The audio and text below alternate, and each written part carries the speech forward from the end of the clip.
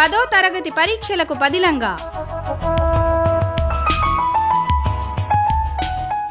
SSC పరీక్షలకు తయారవుతున్న విద్యార్థుల కోసం ప్రసారం చేస్తున్న ప్రత్యేక కార్యక్రమ మాలిక।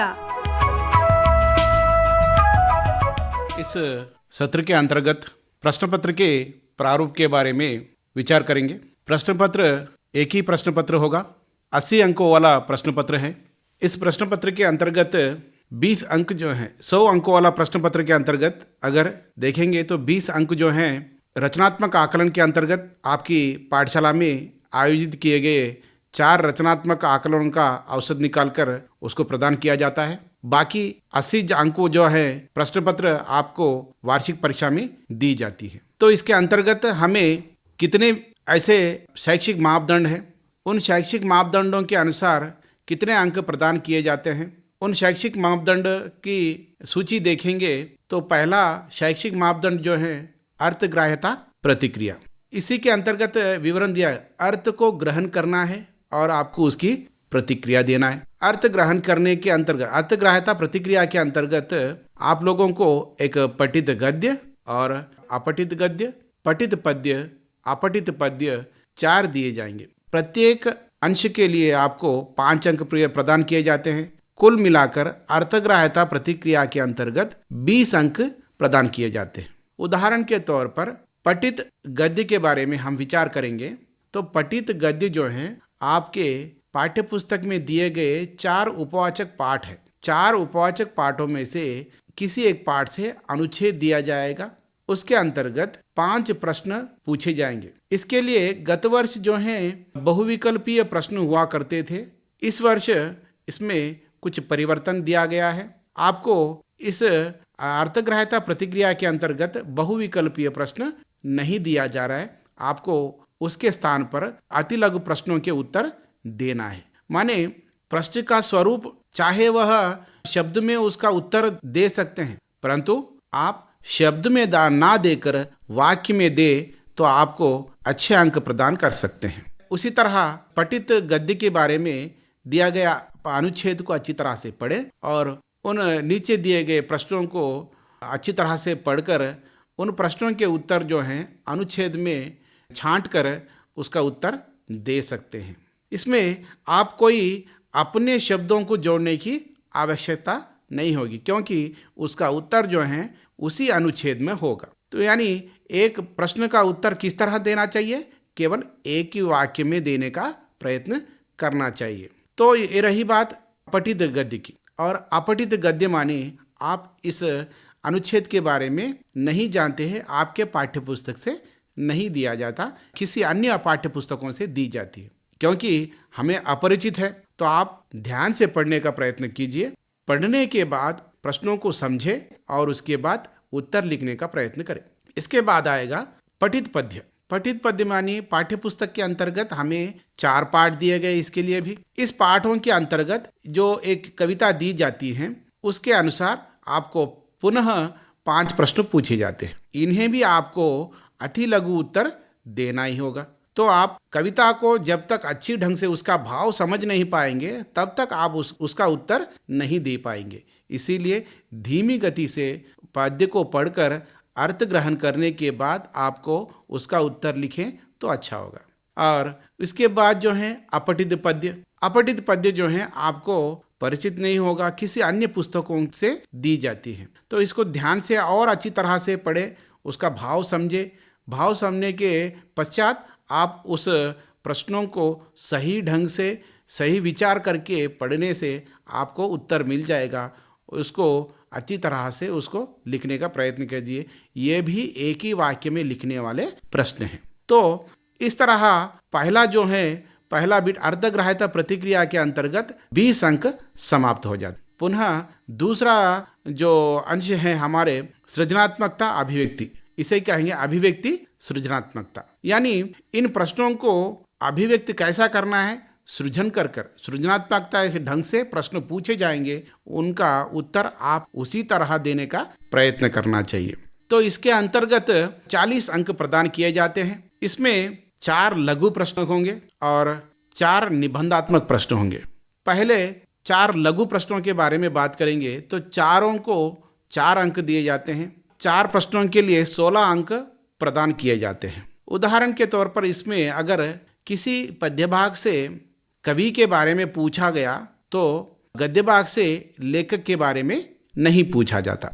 अगर गद्य भाग से कोई लेखक के बारे में प्रश्न पूछा गया तो पद्य भाग से कवि के बारे में नहीं पूछा जाता। यानी आपको समझ में आने वाली बात यह होना चाहिए, यानी लघु प्रश्नों में या तो लेखक का परिचय पूछेगा, नहीं तो आपका कवि के बारे में परिचय पूछेगा। तो आपको क्या करना चाहिए, तो 4 कवियों के बारे में, यानी कि 4 कवि माने पद्य भाग के 4 कवि हैं, 4 कवियों का परिचय अच्छी तरह से पढ़कर परीक्षा की तैयारी करनी होगी। और 4 गद्य पाठ हैं, 4 लेखकों के बारे में आपका विवरण होगा।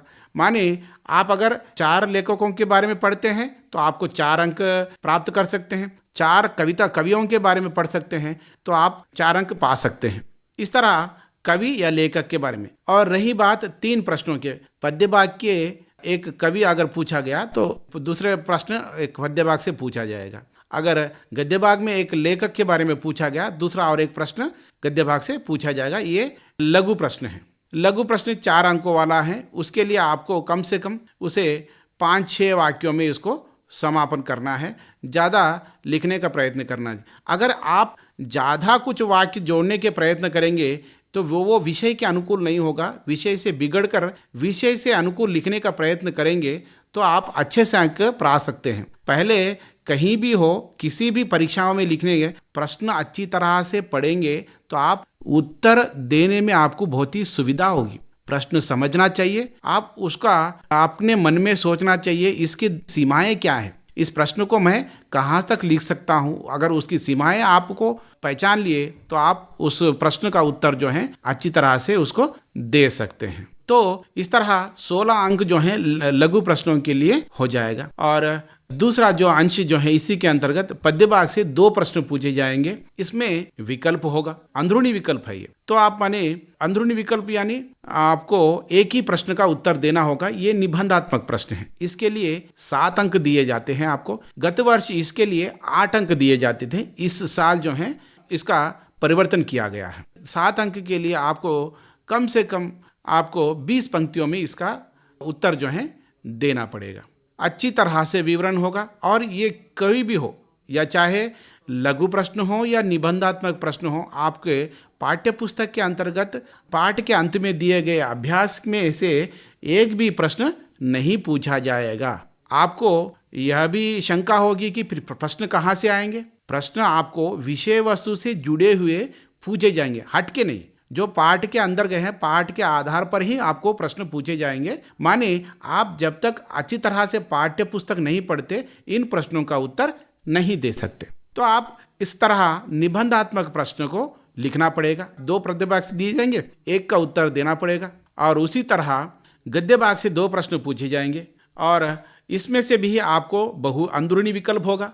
तो आपको इसमें से 1 प्रश्न का उत्तर देना पड़ेगा। इसके लिए भी आपको 7 अंक प्रदान किए जाते हैं। तो 7 अंकों के लिए सेम 20 पंक्तियों में आपको लिखना पड़ेगा।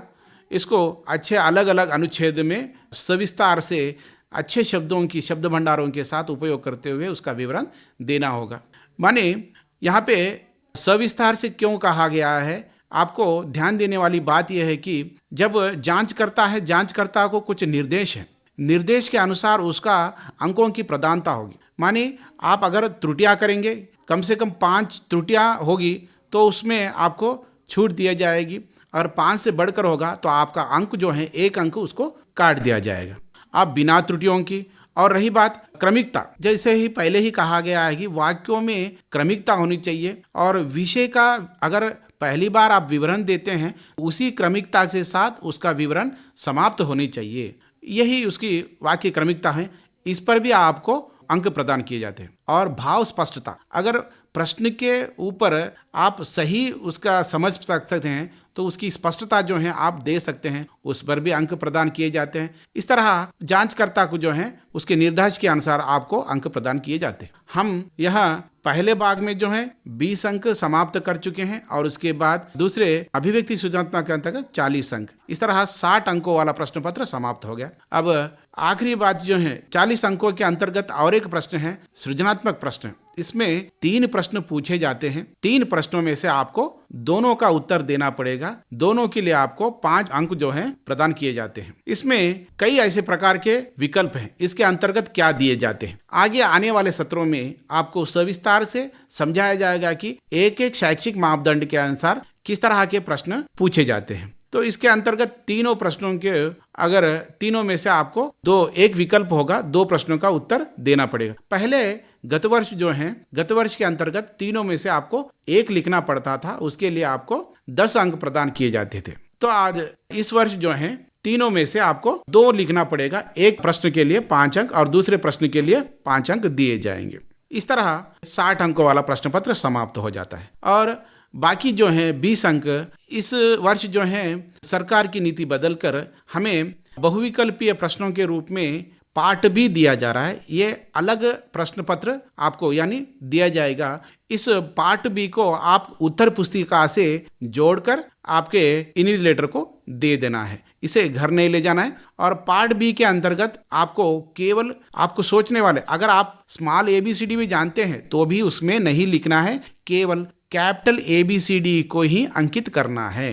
अब उसमें पहले 20 अंकों में पहले के 10 जो हैं वो शब्द से जुड़े हुए प्रश्न पूछे जाएंगे। उदाहरण के तौर पर पर्यायवाची शब्द, वर्तनी शुद्ध करने वाले हो, व्याकरण अंश जो है 11 से 20 जो है संधि, समास, वाक्यों की क्रमिकता के बारे में, वर्तनी जो है शुद्धता करने के लिए, इसके बारे में यहाँ पे दिया जाता है। तो इस तरह आपको भाषा की भाषा संबंधी जो पार्ट भी जो अलग से दी जाती है उसका आपको ABCD में ही देना होगा। ध्यान से अगर उसको ओवर राइटिंग करते हैं तो आपको अंक प्रदान नहीं किए जाते हैं। तो ध्यान से आप पहली बार लिखते हैं तो अच्छे ढंग से A या B या C D में उसको लिखकर उसको उत्तर पुस्तिका से जोड़कर दे देना चाहिए।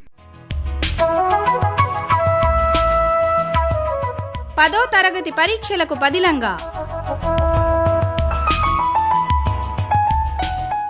SSC పరీక్షలకు తయారవుతున్న విద్యార్థుల కోసం ప్రసారం చేస్తున్న ప్రత్యేక కార్యక్రమ మాలిక